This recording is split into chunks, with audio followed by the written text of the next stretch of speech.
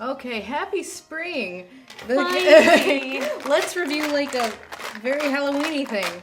Because that makes sense. Yeah.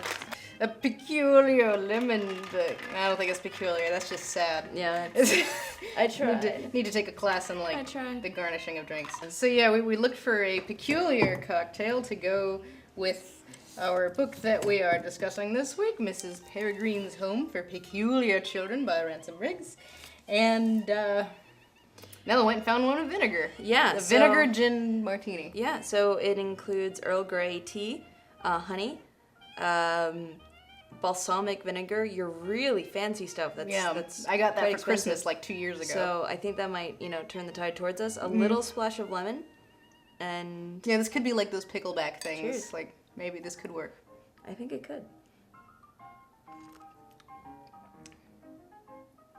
Okay, it works. Okay, it works. It works. I think this would not work without the ancient balsamic. Yeah, this A is whole new world of possibilities just opened up before mine eye. yeah, this is like Just like in the book. yeah, no, this is like the book. It's peculiar, but it works. So we're trying to from here on out Siskel and Ebert this thing to we don't discuss it before. So whatever our guns are, we're gonna stick to them, and then maybe hugging and crying will happen, maybe screaming and fighting. Who knows? Who knows? But before we get started on Peregrine, we're going to announce our next one based on your suggestions. We asked for an adult one with minimal to no romance, so we went with this is not library copy. Shades of Grey by Jasper Ford. I'm pretty sure that's just Ford. This one seems to be an adult dystopian novel, so I think that'll be quite interesting to contrast with the wide world of YA dystopia. So thanks for that. You poor bastard, you published right before 50 Shades of Grey. I know, this came out in 2009. You poor This poor bastard. guy.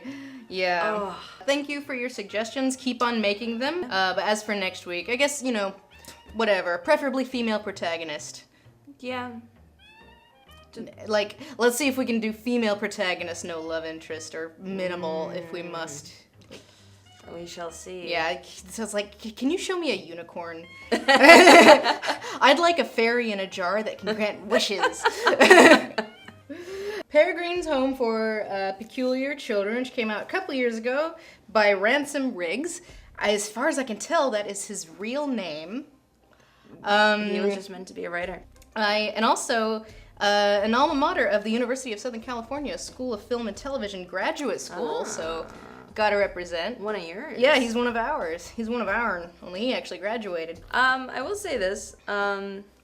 This book is a perfect example of why if you write a prologue, you should really get rid of it. Yeah. Like, write it for your own pleasure, but when you actually go to publish it, you can just really get rid of it. No book really needs a prologue. Well, I think for both of us, it kind of like put up the, But luckily... Yeah, it improved vastly after the prologue. Yeah. Okay, so Nella, what did you think of Miss Peregrine's Home for Peculiar Children? Well, on the whole, I did enjoy it. I enjoyed the gimmick of the pictures included. Sometimes they definitely did feel a little forced, but... Like someone's like, we have to go, like, hold on, I have a picture for that. And then they, like, go get it, like, in the middle of, like, an action scene. Like, it happened several times. Yeah. So, like, in case you haven't read it, and we won't spoil it too much, the big gimmick of this book is that there are pictures in it. And the pictures are pictures that he found from actual collections, like, he cites them at the end here. Yeah. And so these pictures are, like, basically what the book is written around. Yeah, on the whole, I liked it. It definitely, oh boy, the sequel fodder. I'm really getting surprised by these books where have such obvious, and then the sequel ending. And then we went off for more adventures. Yeah. It took me a little bit to get really into it and start liking where it was going because the main character, and I was taking notes as I was going, in the first 4% of the book, all my notes consisted of, oh my god, I hate this protagonist. Eat a dick. Do you even understand what retail is? Like, he's very sheltered, and he's a privileged white boy. But I think that works, like, because he's a privileged white boy. It ends up working, yeah. But in the very beginning, I just really wanted to put it down because he was just so like Teenage boy. I thought this was great. Like, I thought it was great, except for the gimmick. I mean, I thought this was, like, a great, like, you know, writing prompt. Like, you could, like, this was what inspired me. But, like, it really kind of got distracting. But whenever it was just like, we'd be having a scene, putting along, and all of a sudden, someone has to go get a picture to refer to. And the picture has to be described. I remembered the picture, or, you know, and then someone else, like, hold on, I got a picture for that. Yeah. But honestly, like, I thought this book was, I think, way more messed up than it was intended to be. But in a good way. Like, well, it definitely had that, Neverland is a terrible place. Yeah, it had unfortunate implications, but it didn't shy away from them. Yeah. Like, the fact that basically, like, this, whenever he does find the peculiar children about halfway through the book, they are existing in this Arrested Development type, like, they are, like, in their 90s, but they're still mentally children. Yeah. And, very much a fairy world entrapment going on where they can't escape it at this point. So that's really fascinating to me because you can never leave. It's paradise, but you can never leave sort of thing. Here's our basic setup. This kid, our main character, Jacob, witnesses a terrible thing. He witnesses the murder / accidental death, maybe, of his grandfather. And this sends him on a, you know, search for truth, which eventually leads him to this place his grandfather grew up, the home for peculiar children. And basically, the first few chapters are this character dealing with literal PTSD. Like, he's in therapy, he's going through, like, all these motions of trying to cope with what he saw or what he thinks he saw. And eventually, because he's super rich, he, you know, can whimsically go on this trip to Wales to find this place that his grandfather always talked about. I think what I really liked about it, because I basically decided about halfway through the book that this was all in his head. Which is completely up to, like, because it kind of had this, like, Pan's Labyrinth-y feeling of, like, this is a coping mechanism. This story he is concocting is a coping mechanism for this real-life horrible thing.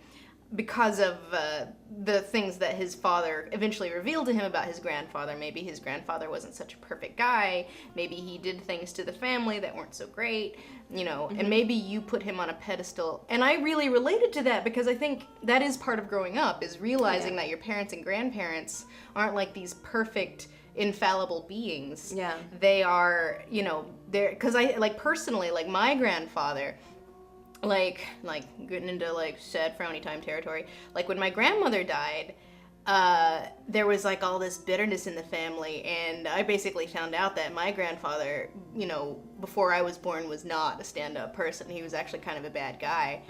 And I basically decided to unperson him. And for the last 7 years of his life, I didn't speak to him. Like, I was just like, God. And I think that's interesting, like, whenever he finds out these things about his grandfather, and you can read it either as his grandfather was totally innocent, or he comes up with this really elaborate story to frame the innocence of his grandfather. And I feel like if you could read it to where it really goes either way because of the way he sort of demonizes, like, his parents not believing him, and like the mental health system doesn't believe him, and nobody believes me, and I'm special. Well, to me, it's also, I mean, that theory to me works just because he's so quick to feel like he has nothing left for him back in the real world. Yeah, as teenagers are wont to do. Yeah, like no, I can't possibly go back. There's nothing for me. Yeah, like, oh, 16. No, I want to run away and live in Neverland forever. Maybe that makes it illusional. It's all in his head thing work even better because he is older and it is, like, it's not just like a kid's imagination, like, no, you are mentally unbalanced. Yeah, like, you know, he cray. Or maybe not, maybe it's all real. But I feel like it just based purely on, like, the way that the things that are answered, like these uncomfortable truths about reality that we as adults all have to come to terms with sooner or later. Yeah. This protagonist kind of looks at them and goes, nope, peculiar children, I'm special. I don't know. I read it as that the world he uncovers is real. I took it for face value.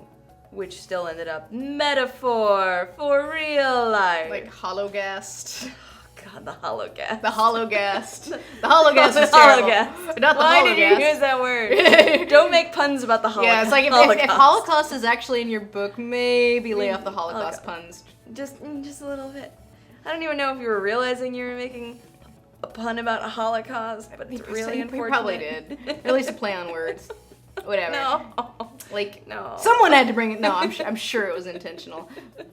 Like, okay. The only real, because I really liked the characters. I liked the way that I liked the quirky children. They were all really interesting. They weren't like typical like boring child characters. Yeah.